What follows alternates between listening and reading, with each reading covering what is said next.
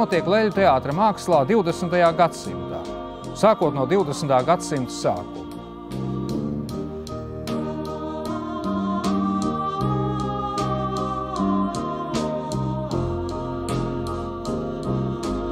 Sveicināti ciklā Latvijas leļu teātrim 70, šoreiz par 3. desmitgadi Latvijas leļu teātra vēsturē.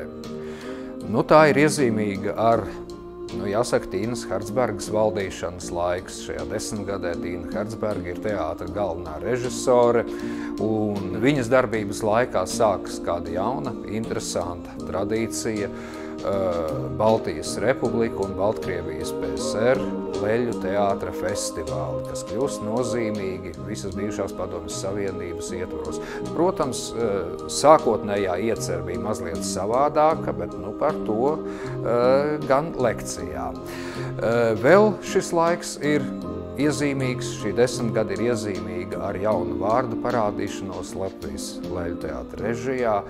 Tie ir režisori Arvīds Cepurītis un Vladislavs Bogačs, kā arī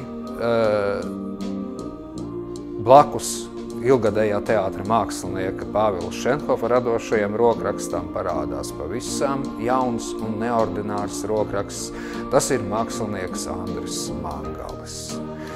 Viņam ar režisoru Arvīdu Cepurīti izveidojas tāds diezgan noturīgs radošs tandēms.